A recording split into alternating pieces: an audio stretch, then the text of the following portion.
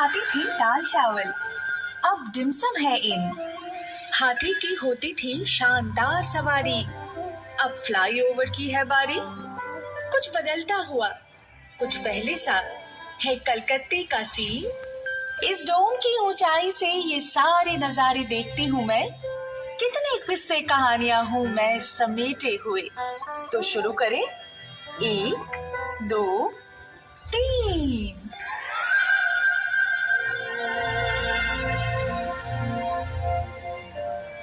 कभी बनता था पटचित्र मेरा, अब बनता है मीम। उम्र है मेरी 300-400 साल और हजारों है थीम। लड़की तो भली है ही ये, मगर ना जाने क्या क्या भूल जाए। तभी खुद आ गया मैं बनाने एक बेहतरीन टीम।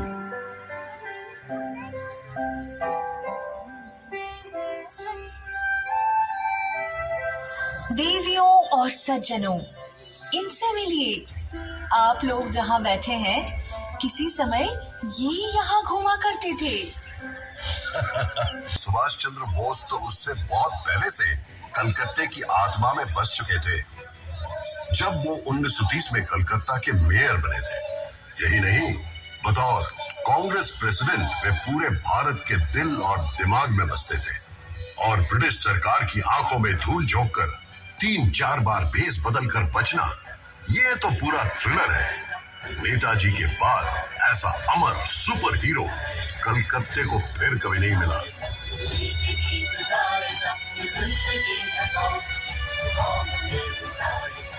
अच्छा, तो चलो ये भी बता दो कि कलकत्ते का सबसे बड़ा विलेन कौन है। इस पर तो मैं एक ऐसे विलेन का नाम लूंगा जिसका कोई नाम ही नहीं। नाम ही नहीं? मतलब 1989 में लगातार 6 महीनों तक एक अनजान व्यक्ति रात के अंधेरे में सड़क पर सोते हुए 13 बेघर लोगों का पत्थर से खून करता है। मीडिया ने उसे नाम दिया स्टोन मैन। नहीं नहीं नहीं नहीं, इतने भयानक किस्से से इतिहास की शुरुआत होगी? मुझसे पूछो तो सबसे बड़ा विलेन है अमिताभ बच्चन। अमिताभ बच्चन? वो क्यों? वाह भाई वाह, नौकरी की तो कलकत्ते में, थिएटर किया तो कलकत्ते में, पर फिल्मों की बारी आई तो पहुंच गए बंबई। क्या जाता अगर बांग्ला सिनेमा में ही रोमांटिक हीरो बन जाते? इस लॉजिक से तो क्लिफ रिचर्ड का बचपन भी यही गुजरा है, कलकत्ता में। अरे मतलब हावड़ा में, एक ही बात है। वो भी यही रहते तो शायद सुमन चटर्जी की जगह खुद ही जीवनमुखी गाने लगते, है ना? और पेले, वो भी तो कलकत्ता आए थे। और लियोनेल मेसी, वो भी तो। देखो, मैं एक बात साफ कह दूं, फुटबॉल को लेकर कोई मजाक नहीं। 1911 IFA शील्ड के फाइनल में मोहन बागान क्लब के जाबाज खिलाड़ियों ने अंग्रेज टीम ईस्ट यॉर्कशायर रेजिमेंट को 2-1 स्कोर से हरा दिया था। जरा सोचो तो, अंग्रेजों के राज में पराधीन देश अंग्रेज टीम को ही हरा देता है, और एक ऐसा दल जिसमें सभी भारतीय हैं। कलकत्ते के इतिहास में जगमगा रहा है ये दिन। वाकई, पर उसी साल लहर थी जो अंग्रेजों से संभाले नहीं संभल रही थी। तभी उन्होंने 1905 में तय किया कि बंगाल को 2 भागों में बांट दिया जाए। लॉर्ड कर्जन ने एक चिट्ठी में लिखा था, कलकत्ता षड्यंत्र का एक महाकेंद्र बन गया है, इसे इस सिंहासन से हटाना ही पड़ेगा। अरे याद नहीं, सुरेंद्र नाथ बैनर्जी के नेतृत्व में राष्ट्रवादी इंडियन एसोसिएशन यहीं पर तो बनी थी। फिर यही गठित हुई, वे तो लोग सिटी ऑफ जॉय के नाम से भी पुकारते हैं। और ये भी तो सच है कि ब्रिटिश काल में तुम ब्रिटिश साम्राज्य के दूसरे खास शहर के रूप में जाने जाते थे। मतलब लंदन के बाद तुम्हारा इनाम आता था। अरे वो तो बस पैसों के लिए, सिर्फ कर संग्रह और झूठ विक्रय से ही अंग्रेज करोड़ों रुपए कमा लेते थे। क्या मुसीबत है, अगर कलकत्ते की निंदा करूं तो तुम चिढ़ जाते हो, और तारीफ करूं तो खुद ही निंदा करने लगते हो। मतलब बस बहस करनी है ना? बहस करना तो मेरे खून में है। जानते हो भारत में पहला सेंसरशिप कानून क्यों बनाया गया था? क्यों? 1872 में जब गिरीश घोष ने इसी शहर में नेशनल थिएटर का गठन किया था, उनका पहला नाटक था दीनबंधु मित्रा का नील दर्पण। अच्छा। 3 साल बाद ये नाटक पूरे भारत, लखनऊ में ये नाटक चल रहा था। तो जिस सीन में भारतीय किसान आकर अत्याचारी नीलकर साहब को मारता है, उसे देखकर दर्शकों के बीच बैठे हुए ब्रिटिश सेना ने स्टेज पर चढ़कर सब तोड़ फोड़ करनी शुरू कर दी। क्या बात करते हो? अगले ही साल जब प्रिंस ऑफ वेल्स ने कलकत्ता का दौरा किया, तो समूह ने तुरंत उनके स्वागत समारोह को लेकर एक व्यंग नाटक का मंचन किया। क्या बात। उसके बाद अत्याचारी पुलिस कमिश्नर को लेकर भी एक और नाटक। फिर क्या था, तुरंत लागू हुआ ड्रामेटिक परफॉर्मेंस एक्ट सेंसर की तलवार। जिसमें सेंस ज्यादा हो उसके पीछे सेंसर तो पड़ेगा ही। वहीं दूसरी तरफ जेम्स हिकी को देखो। 1870 में जब उन्होंने यहाँ से भारत का पहला समाचार पत्र द बंगाल गैजेट प्रकाशित किया, तब वे लेडी हेस्टिंग्स की गतिविधियों की आलोचना भरे लेख छापने से भी नहीं चुके। ठीक उसी तरह जैसे तुम्हारे आजकल की लिटिल मैगजीन सिस्टम का दोषारोपण करती रहती है। पूरा दिन विरोध, गुस्सा, अथॉरिटी पर व्यंग, यही सब यहाँ के लोगों के पेट में उबलता रहता है। तभी तो कलकत्ता वालों का लिवर जो है ना, इतना कमजोर। निकम्मे लोगों की भीड़ भी, और अकेडमी ऑफ फाइन आर्ट्स की एक्सपेरिमेंटल पेंटिंग्स भी। एक तरफ रेस कोर्स की घुड़सवारी की दौड़ में बेशुमार पैसे लुटाना, और दूसरी तरफ क्लबों में कोट पैंट पहने कलकतिया बाबुओं का अंग्रेजीपन। व्यूज और न्यूज तुम मुझे सिखाओगे, मैं तो तुम्हारी नस नस से वाकिफ हूँ। सिर्फ वाकिफ ही नहीं, तुम पर मेरी संगत का असर भी दिखता है। कभी तो हवा के झोंके से तुम तेजी से गोल गोल घूमने लगती हो, तो कभी गठिया के दर्द से तुम घूमना ही भूल जाती हो। और ये इमारत जिस पर तुम्हें इतना गर्व है, कभी तो इसे ताजमहल की नकल कहा जाता था। क्या बात करते हो? अरे हाँ, क्या इसे गाय के गोबर से काला नहीं किया गया था ताकि जापानी उस पर बमबारी न कर सके?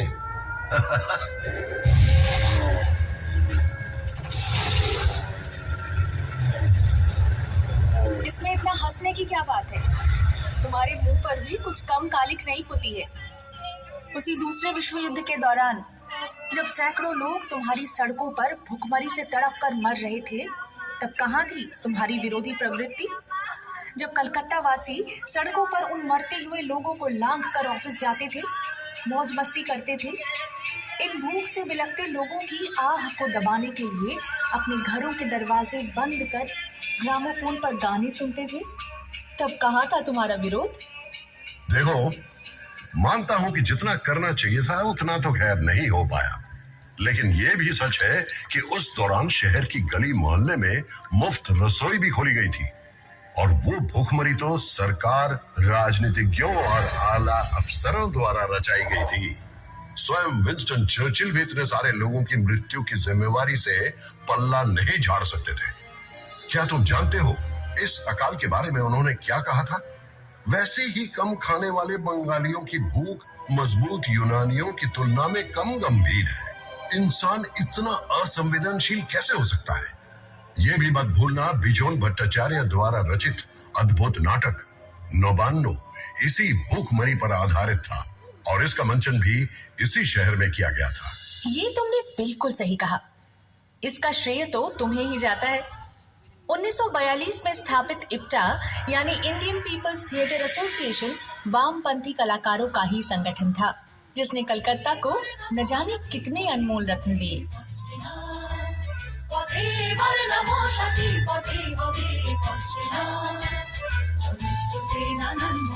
और सिर्फ नौबान्नो ही क्यों, यहाँ से तो कई यादगार गाने, नाटक और फिल्मों का जन्म हुआ। इसी इप्टा ने ही तो कई जगमगाते हीरे दिए हमें। उत्पल दत्तो, ज्योतिरिंद्रनाथ मोइत्रो, देवव्रत विश्वास, सलिल चौधरी और इन्हीं के भाव शिष्य थे मृणाल सेन। यह दौर कितना प्रेरणादायक था ना। समाज को बदलने के लिए कला को एक हथियार के रूप में उपयोग करके हजारों लोगों को उत्कृष्टता और जुनून के साथ प्रेरित किया था इप्टा मूवमेंट ने। मानो ये एक महान क्रांति का नेतृत्व करने वाले जादुई रथ की तरह था, जो एक अथक यात्रा कर रहा था। 1943 में पड़े अकाल के लगभग 170 वर्ष पहले बंगला सन 1176 में आई भूखमरी भी तो इंसानों की ही देन थी। ब्रिटिश द्वारा रचित भूखमरी वो जनता को बड़ी बर्बरता से निचोड़कर लगान वसूल करते थे। उन्होंने किसानों को अपने धान के खेतों में अफीम और नील बोने के लिए मजबूर किया था। उस समय भी तो मेरे सीने में गिरकर लाखों असहाय लोगों ने जान गंवाई थी और मैं बस चुपचाप देखता रह गया। काश उस समय भी एक आईपीटीए होती। तुम्हारा इतिहास जागते रहने का इतिहास है, लेकिन सोते रहने का भी। अच्छा ये बताओ, 19वीं सदी में जब बंगाली बाबू लोग अपनी पालतू बिल्लियों की शादी में बेशुमार धन बर्बाद कर रहे थे या गुलाब जल में स्नान कर रहे थे, तब तुम किस हालत में थे जनाब? आधी नींद में या ऊँघते हुए? আমারে ফ্রড করে প্রাণ কৃষ্ণ কোথায় গেলি, আমারে ফ্রড করে প্রাণ কৃষ্ণ কোথায় গেলি, I am sorry, very sorry, I am sorry, very sorry, আমার तब मुझे बड़ा मजा आता था। पूरे बदन पर तेल मलकर 4 घोड़ों वाली गाड़ी पर सवार होकर नदी में स्नान करने के लिए निकलने का एक अलग ही ग्लैमर होता है। ये तो मानती हो ना? और जरा सोचो, अगर बाबुओं की वो शोशेबाजी ना रहती तो तवायफों का नाच देखने का भी चलन नहीं रहता। फिर ना तो उनके पैसों से ढेर सारे स्कूल कॉलेज खुलते और ना ही मेरा सबसे खूबसूरत और जगमगाता त्योहार दुर्गा पूजा अस्तित्व में आता। यही तो मदरसे बनाने के लिए ढेर सारे रुपए दिए थे, सड़कें बनवाई थी और पूरे देश भर से गायकों संगीतकारों को बुलवाकर बड़े बड़े संगीत सम्मेलन करवाते थे। और उन्होंने न केवल पलासी की लड़ाई में सिराजुद्दौला के खिलाफ साजिश में भाग लिया, बल्कि अंग्रेजों की जीत की खुशी में एक शानदार दुर्गा पूजा का भी आयोजन किया था। अच्छा? उसी के चलते ही तो हमारे कैलेंडर में दुर्गा पूजा को इतना महत्वपूर्ण स्थान मिला। क्या बात करते हो? दुर्गा पूजा की शुरुआत उसी व्यक्ति ने की जिसने बंगाल को अंग्रेजों के हाथ में सौंपने का षड्यंत्र रचा था। बिल्कुल। शायद बंगाल अंग्रेजों के हाथों कभी ना आता अगर 1756 में सिराजुद्दौला अपनी विशाल सेना लेकर मुझ पर आक्रमण न करता।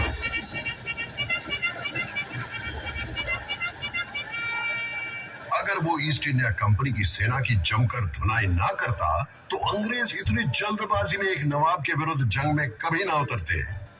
जंग में तो वे जरूर उतरते। जैसे ही अपनी नाव यहाँ बांधी, बस तभी से समय का पहिया घूमा और तुम्हारे इतिहास की शुरुआत हुई। यहाँ मैं तुमसे सहमत नहीं हूँ। एक नहीं 2 पहलुओं से। चाणक्य के पहुंचने के बहुत पहले कवि कंकन मुकुंदराम ने मेरे विषय में लिखा था। उससे भी पहले 1495 में कवि विप्रदास पिपिलाई ने अपना मनसा मंगल काव्य में भी मेरा जिक्र किया था। अच्छा? सावर्ण राय चौधरी के परिवार अंग्रेजों के आने के पहले से ही कलकत्ता में जमींदार थे। भाई वाह। मेरे इतिहास की शुरुआत तो बहुत पहले से हुई थी। और ना ही तुम ये कह सकती हो कि चाणक्य के आगमन के साथ साथ चीजें भी बदतर हो गई। राम मोहन राय ने सतीदाह प्रथा बंद जरूर करवाई थी, लेकिन इतना बड़ा काम क्या वो अकेले कर सकते थे? यदि लॉर्ड बेंटिंक उनकी सहायता ना करते सो तो ठीक। क्या माइकल मधुसूदन दत्त बंगला काव्य का रुख बदल सकते अगर उन पर मिल्टन का प्रभाव ना पड़ता? क्या बंकिम चंद्र बंगला में पहला उपन्यास लिख पाते अगर उन्होंने वॉल्टर स्कॉट ना पढ़ा होता? बिल्कुल सही। क्या ईश्वर चंद्र विद्यासागर विधवा विवाह का प्रचलन शुरू कर पाते यदि उन्हें अंग्रेजों का सहयोग नहीं मिलता? कि क्या अनाप शनाप बोले जा रहे हो? तुम कैसे भूल गए कि शहीद खुदीराम बोस के पार्थिव शरीर पर फूलों की वर्षा करने के लिए हजारों लोगों ने तुम्हारी सड़कों पर लाइन लगाई थी। तुम्हारे राइटर्स बिल्डिंग के अत्याचारी ब्रिटिश अफसर को गोली मारने के बाद विनय बादल दिनेश ने आत्महत्या की थी। और हाँ, तुम्हारे एक प्रसिद्ध बैरिस्टर चित्तरंजन दास, वही जिनके कपड़े पेरिस से धुलकर आते थे, उन्होंने भी तो अपने सारे यूरोपियन कपड़ों को जलाकर खादी पहनना शुरू कर दिया था। और जिस व्यक्ति को उन्होंने अलीपुर बमबारी मामले में बाइज्जत बरी करवाया था, वो कोई और नहीं बल्कि poet of patriotism Aurobindo Ghosh थे। अरे, तुम तो वो शहर हो जहाँ क्रांतिकारी संगठन अनुशीलन समिति का गठन हुआ था। भारतवासी একবার বিদায় দে মা, ঘুরে আসি একবার বিদায় দে মা, ঘুরে আসি।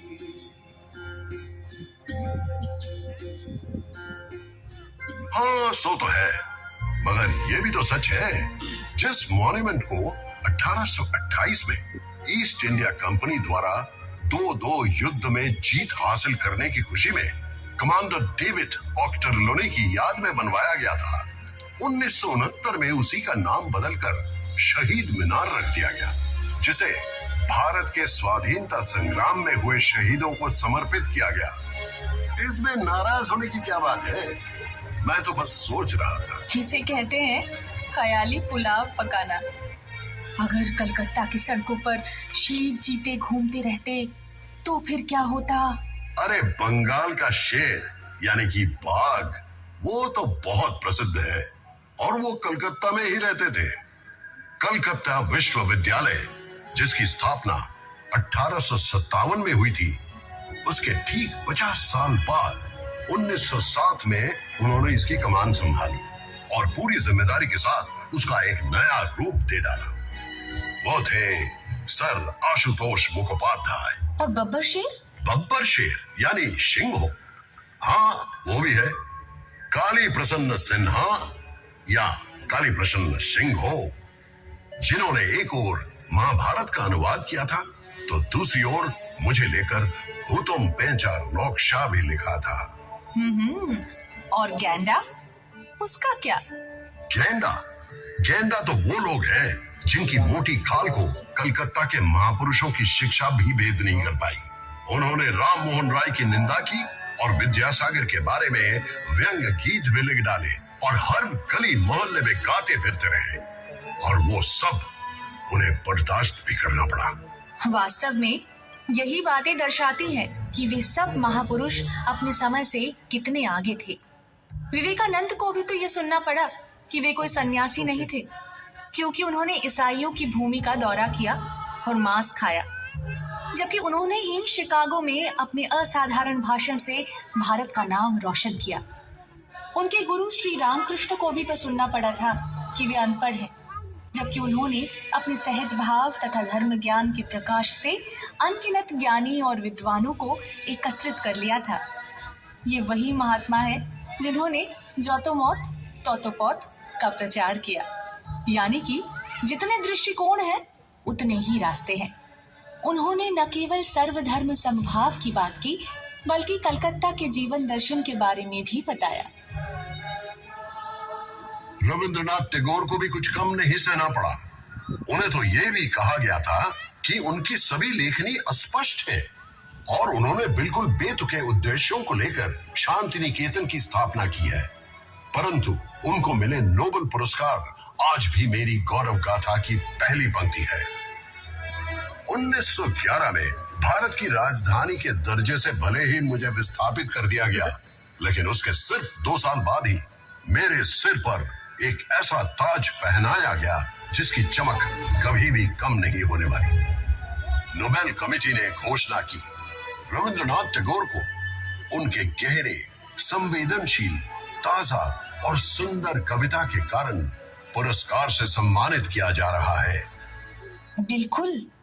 क्या तुम एक ही शहर से 6 नोबेल पुरस्कार विजेताओं की कल्पना कर सकते हो, और वो भी 5 अलग अलग क्षेत्रों में? 1902 में रोनाल्ड रॉस को नोबेल प्राइज मिला चिकित्सा विद्या के लिए। 1930 में फिजिक्स के लिए नोबेल मिला सीवी रमन को। 1979 में मदर टेरेसा को नोबेल शांति पुरस्कार प्राप्त हुआ और 1998 में अमर्त्य सेन को नोबेल मिला इकोनॉमिक्स के लिए और 2019 में अभिजीत विनायक बंदोपाध्याय को वैश्विक स्तर पर गरीबी कम करने की ओर किए गए उनके कार्यों के लिए नोबेल पुरस्कार से सम्मानित किया गया। ऐसा नहीं है कि नोबेल मिलना ही सब कुछ है। वैज्ञानिक जगदीश चंद्र बोस ने भले ही नोबेल पुरस्कार ना जीता हो, लेकिन वो मेरे आकाश के एक जगमगाते सितारे हैं। उनकी प्रतिभा पेड़ पौधों में जीवन की खोज से लेकर रेडियो के आविष्कार तक फैली हुई है। आचार्य प्रफुल्ल चंद्र राय इंग्लैंड की रॉयल केमिकल सोसाइटी द्वारा केमिकल लैंडमार्क पुरस्कार से सम्मानित होने वाले पहले गैर यूरोपीय थे। बोस आइंस्टाइन स्टैटिस्टिक्स के मानक वाहक सत्येंद्रनाथ बोस के नाम पर बोसोन कण का नाम रखा गया है। भारत में स्टैटिस्टिक्स चर्चा के जनक योजना आयोग के वास्तुकार प्रशांत चंद्र महलानबिस भी इसी शहर के निवासी थे, जिनका जन्मदिन अब नेशनल स्टैटिस्टिक्स डे के रूप में मनाया जाता है। मुझे तुम्हारे गुब्बारे को पंचर करने का बेहद अफसोस है, लेकिन विज्ञान का ये महान केंद्र कभी कभी अवैज्ञानिक सनकियों का केंद्र भी बन जाता है। 1857 में कलकत्ता में अचानक मृतकों के वापस लौटने की अफवाह फैली। किसी ने कहा इस साल जितने लोगों की मौत हुई है वे सभी लोग काली पूजा की रात को लौट आएंगे। और फिर कुछ लोग बोले नहीं, पिछले 10 सालों में जितने लोगों की मौत हुई है वे सभी 15वीं कार्तिक को वापस लौट आएंगे। पूरे शहर में हलचल मच गई। बहुत से लोग बेचैनी से अपने मृतक परिजनों के लौटने का इंतजार करने लगे। इस पर गाना भी बना लिया गया था, पता है?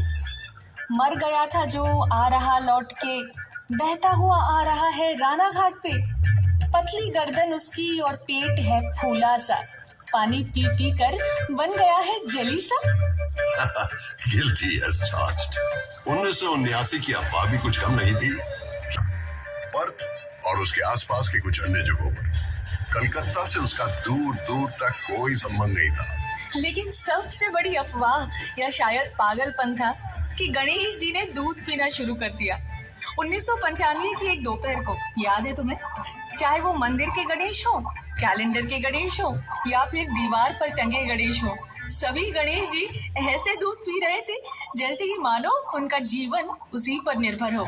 सभी दूध लेकर सिर के बल भाग रहे थे कि अपने निकटतम गणेश जी को दूध पिलाया जाए, मानो अगर वे इस मिरेकल को देखने से चूक गए तो उनके पुण्य का जो कोटा है ना वो कम हो जाएगा। इसे ही कहते हैं डिरोजियो का फैंटम पंच। तुम उसे जानती हो? तुम्हारे से काफी पहले एक 17 साल का एंग्लो इंडियन लड़का जो हिंदू कॉलेज में अंग्रेजी का शिक्षक था, जिसने अपने छात्रों से कहा तर्क करो, मान्य करो, अपने तर्क का उपयोग करो, परंपरा को चुनौती दो। और उसके लगभग सभी छात्र, उन्हें शिष्य कहना बेहतर है, जो दूर दूर तक यंग बंगाल के रूप में फैल जाते हैं और जुट जाते हैं समाज को सुधारने की कोशिश में। ये सब भी तो यहीं पर हुआ था ना? मुझे अच्छे से याद है किस प्रकार उन युवाओं ने रूढ़िवादी ब्राह्मणों को झकझोर कर समाज को सुधारने की कोशिश की। 70 के दशक में एक और युवा दल ने हिंसापूर्ण नक्सल आंदोलन के माध्यम से ठीक उसी प्रकार सिस्टम पर प्रचंड प्रहार करने की कोशिश की थी। लेकिन इस बार होते ही नजर आती थी गंगा के तट पर बहते हुए न जाने कितने प्रतिभाशाली युवकों की लाशें। गर्म जवान खून के धब्बों से तुम्हारा शरीर उस दिन लाल हो गया था। विचारधारा और परंपरा खो गए थे एक नए मुखौटे के पीछे। हाँ, जो तो मौत तो पौत। नक्सल आंदोलन किसी के लिए आतंक का कारण बना तो किसी के लिए रोमांटिक नॉस्टैल्जिया। चीन का चेयरमैन हमारा चेयरमैन, इस स्लोगन को लेकर कुछ लोग मुंह बनाकर मंद मंद मुस्कुराते भी थे। पर मुझे बताओ, क्या कोई यहाँ रहकर चीन के नेता से प्रभावित नहीं हो सकता? क्या कलकत्ता विश्व नागरिकता का केंद्र नहीं? हाँ, यहाँ मैं तुमसे बिल्कुल सहमत हूँ। अकेला हिंदू कॉलेज ही इस बात का एक शक्तिशाली प्रमाण है। हर को ही देख लो, ऐसा लगता है मानो 10-10 प्रतिभाशाली व्यक्तियों के गुण उनके परिवार के लिपि के बंगला संस्करण में सुधार किया और यहाँ तक कि बक्से बनाने पर भी एक किताब लिख डाली। सत्येंद्रनाथ ठाकुर ये प्रथम भारतीय आईएएस थे और उस जमाने में अपनी पत्नी को अपने साथ विदेश लेकर गए। अच्छा। ज्योतिरेंद्रनाथ ठाकुर एक श्रेष्ठ चित्रकार, नाट्यकार, निर्देशक और अभिनेता थे। देवेंद्रनाथ ठाकुर ने तो सिर्फ 3 घंटों में डिक्टेशन देकर ब्रह्मो धर्म पर पूरी किताब ही लिख डाली। गगनेंद्रनाथ ठाकुर एक असाधारण चित्रकार थे। वो कार्टून बनाने के साथ साथ क्यूबिस्ट पेंटिंग भी बनाते रहे। क्या बात है। और अवनींद्रनाथ के चित्र और कहानियां दोनों ही बंगाली संस्कृति का खजाना माने जाते हैं।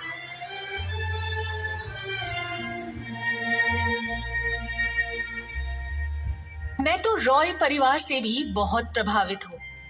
उपेंद्र किशोर रॉय चौधरी एक ओर वायलिन बजा रहे थे और दूसरी ओर बांग्ला में बाल साहित्य की रूपरेखा तैयार कर रहे थे।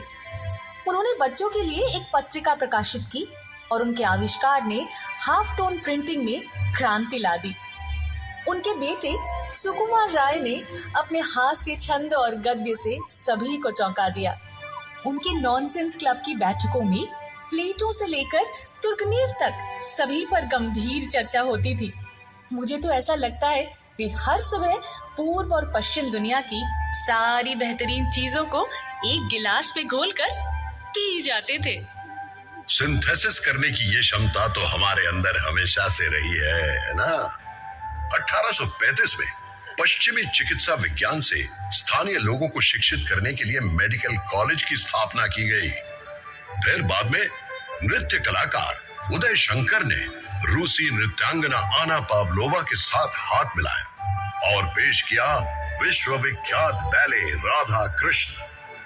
1955 में सुकुमार राय के बेटे सत्यजीत राय ने अकेले ही अपनी पौथेर पांचाली के जरिए भारतीय सिनेमा में न्यू वेव शैली की शुरुआत की। वो हमेशा कहते थे कि हॉलीवुड फिल्में देखे बिना वो कभी भी फिल्म निर्माण का अपना व्याकरण नहीं बना सकते थे, जबकि विदेशियों को उनके सिनेमा में हमेशा शुद्ध भारतीयता की ही झलक मिलती थी। ग्रहण करना, आत्मसात करना और अवशोषित करने की ये क्षमता तो मेरी रग रग में दौड़ती है। बिल्कुल सही। सत्यजीत राय ने पूर्व और पश्चिम दोनों को समान रूप से मुग्ध किया है। तभी तो 1992 में उन्हें life time achievement Oscar award से सम्मानित किया गया।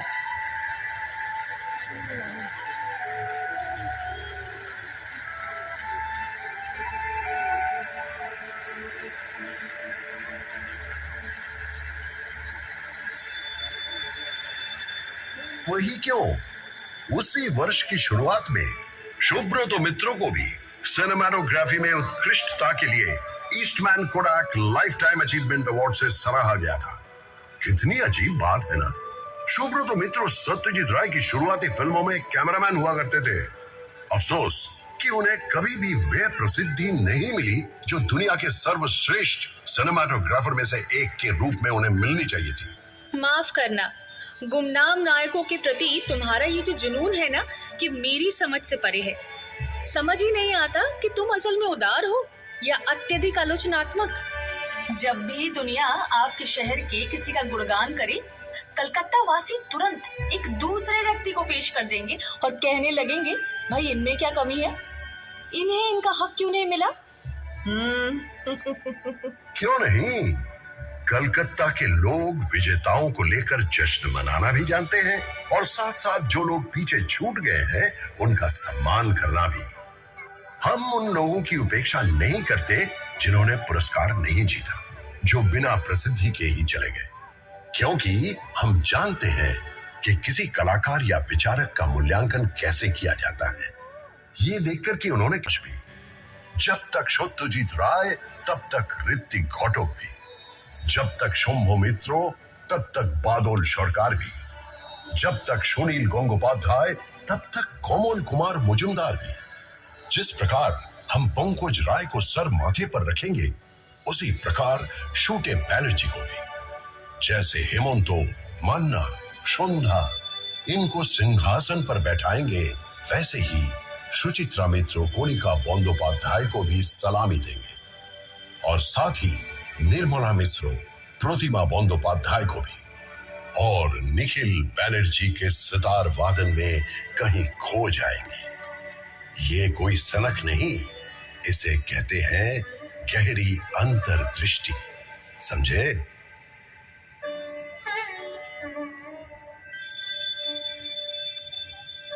समझे।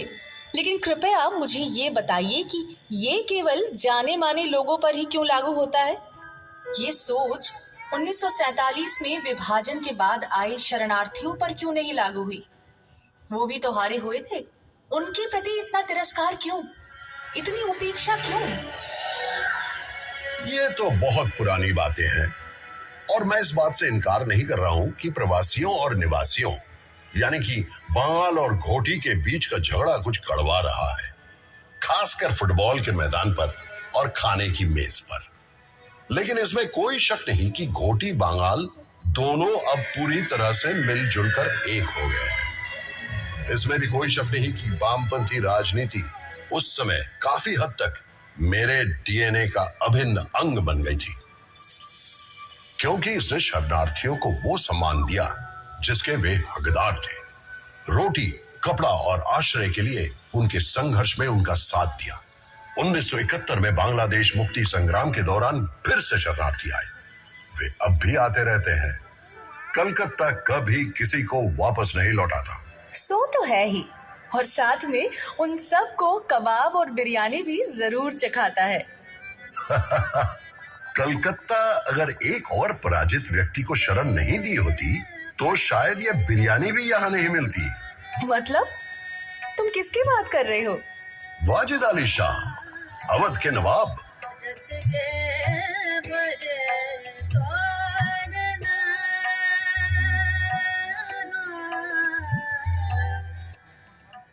(1856) में अंग्रेजों ने बिना किसी लड़ाई के उन्हें गद्दी से हटाकर निर्वासित कर दिया कलकत्ता में।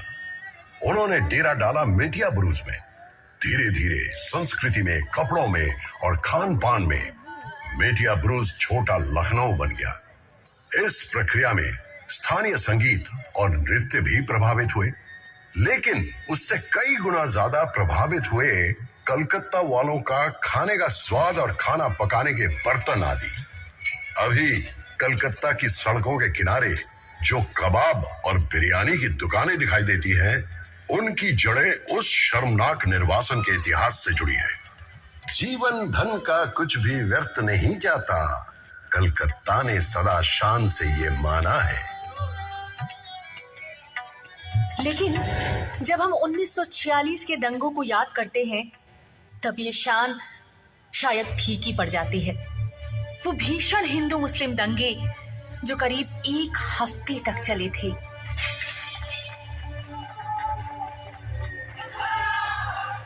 वाकई शर्म से सिर झुक जाता है, पर हाँ, साथ ही हमें ये भी भूलना नहीं चाहिए कि कई हिंदू परिवारों ने उस समय मुसलमानों को आश्रय दिया था और कई मुसलमानों ने अपने हिंदू मित्रों की जान बचाई थी।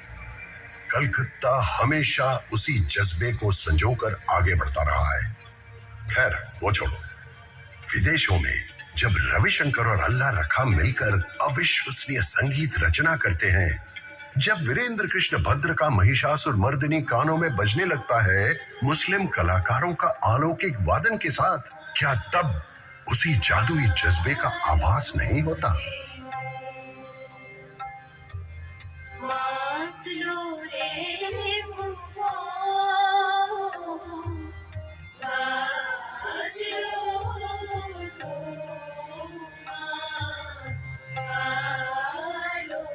बिल्कुल मेरे दोस्त, सही कहा तुमने। और इसी बात से जादूगर पीसी सरकार को लेकर एक वाकया याद आ गया। एक बार उनका मैजिक शो देखने सब लोग इकट्ठे हो चुके थे। निर्धारित समय के बाद 10 मिनट बीत चुके थे, लेकिन जादूगर साहब का कोई अता पता नहीं। सब लोग बेचैन हो रहे थे। अचानक सबको एक आवाज सुनाई देती है, Here I am। सब लोग आश्चर्यचकित होकर देखते हैं तो वो मंच पर खड़े हैं और कह रहे हैं, कि मैं तो सही समय पर ही पहुंचा हूँ। आप लोग अपनी अपनी घड़ी जरा देखिए। हैरान होकर सब लोग जब घड़ी की तरफ देखते हैं तो वाकई में उनकी घड़ियां 10 मिनट पीछे चली गई थी। कुछ भी नहीं बदला है और तुम भी उनके ही जैसे हो, सामूहिक सम्मोहन के उस्ताद। घड़ी की सुई और इतिहास के पन्नों के बीच से गुजरते आगे बढ़ते जा रहे हो। कभी लोग तुम्हारी पूजा करते हैं तो कभी तुम पर व्यंग कसते हैं, पर इन सब के बीच तुम अपनी झिलमिलाती मुस्कान को बरकरार रखते हुए घोषणा करते हो, Here I am।